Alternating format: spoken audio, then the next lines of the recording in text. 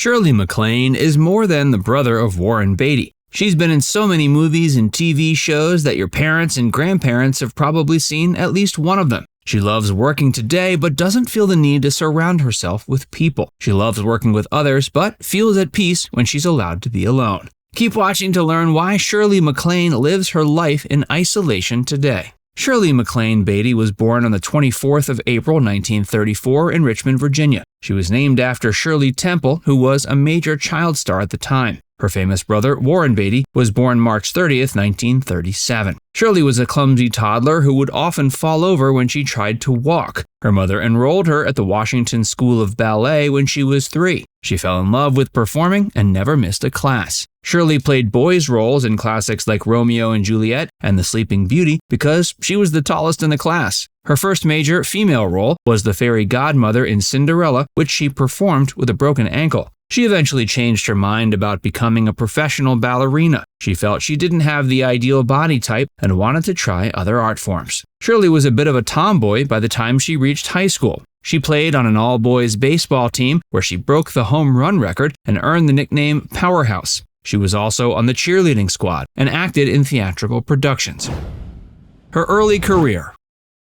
Shirley moved to New York during the summer before her senior year. She made her Broadway debut as part of the chorus of Oklahoma. She went back to New York after graduating high school and danced in a production of Me and Juliet. She was Carol Haney's understudy in The Pajama Game. She almost left to play the lead in Can-Can, but decided to stay on. She replaced Carol in May of 1954 and filled in for her again 3 months later. That was when she was discovered by Paramount Pictures producer Hal B. Wallace. He signed her to a 5-year contract. Shirley's film debut came in 1955 when she acted in The Trouble with Harry. It earned her a Golden Globe Award for New Star of the Year. It led to several other roles, including Around the World in 80 Days. She was nominated for an Academy Award and Golden Globe for Some Came Running in 1958. One of her most famous roles was in the 1960 film The Apartment. It won 10 Academy Award nominations. She lost the Best Actress award to Elizabeth Taylor and later said she thought she would win it. Her roles after that included The Children's Hour in 1961 and Irma la Duce in 1963.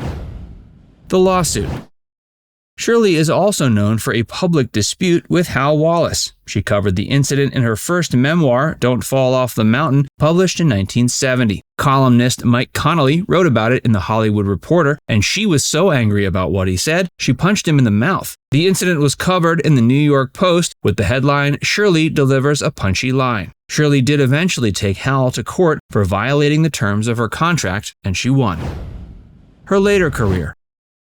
The incident with Hal didn't stop her career. She managed to replace Marilyn Monroe in 2 projects, Irma la Duce in 1963 and What a Way to Go in 1964. She also appeared in the film version of the musical Sweet Cherry and won a Golden Globe for Best Actress. One of the few failures that Shirley ever had was her attempt at a sitcom, Shirley's World. It ran from 1971 to 72. Her critically acclaimed documentary, The Other Half of the Sky, a China memoir, was released in 1975. It was nominated for a Documentary Features Oscar. Shirley also appeared in filmed concerts. One of them became a famous live album called Shirley MacLaine Live at the Palace. Her projects after that earned plenty of other accolades, including a Women in Film Crystal Award for The Turning Point and a Golden Globe for Being There in 1979. Her relationship with Anthony Hopkins kept the 1980 film A Change of Seasons from being a success. One of her most successful films was Terms of Endearment in 1983. It earned $108 million,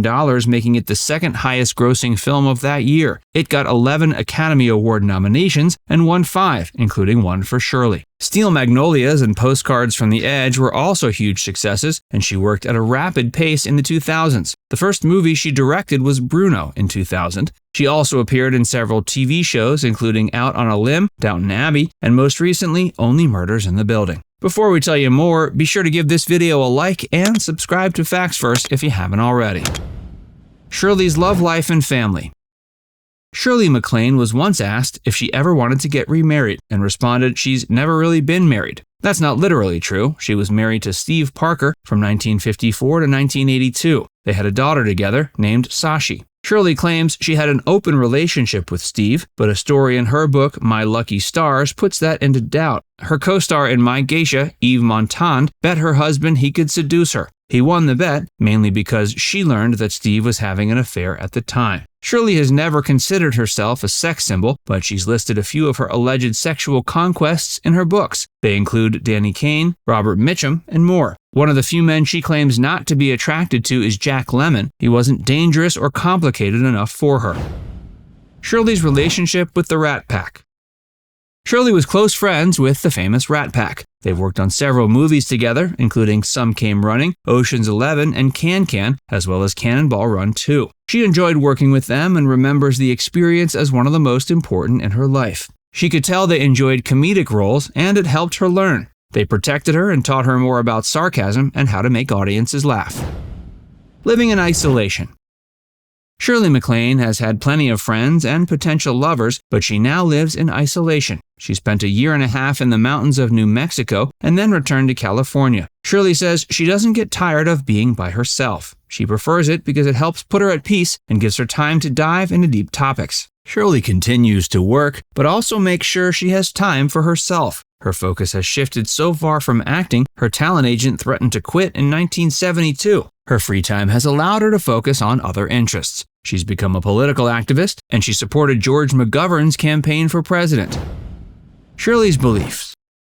Shirley firmly believes in reincarnation and past lives. She says she once lived in Atlantis and was the brother of a 35,000-year-old spirit named Ramtha, who was channeled by author J.Z. Knight. Shirley even spent time with the Dalai Lama in India and says that when the soul of that country gets into you, it never goes away. She was proud when he began to endorse marriage equality. Shirley believes everyone should be free to express their sexual identity however they choose. She doesn't feel there are only two sexes. To her, choosing not to identify with any of them can make you feel more free. Themes of metaphysics and spirituality are present in many of her books. She's written 10 of them. She says she was originally interested in writing because she was curious about, quote, how insane everybody is. She doesn't feel interested in writing other books. At age 88, she struggles to even hold a pen. Spiritual themes have also appeared in films she's appeared in. There's a scene in Defending Your Life where her character explains her past lives. She also sings a version of the song I'm Still Here in Postcards from the Edge with more metaphysical lyrics than the original. She also has an interest in UFOs. She described alien encounters in her 2007 book Saging While Aging and spoke about her neighbors seeing UFOs in an episode of The Oprah Winfrey Show. Now it's time to hear from you. What's your favorite Shirley MacLaine film? Let us know in the comments section below. And before you go, make sure you give this video a like and subscribe to Facts Verse if you haven't already. Click the bell icon to stay updated on all our latest content.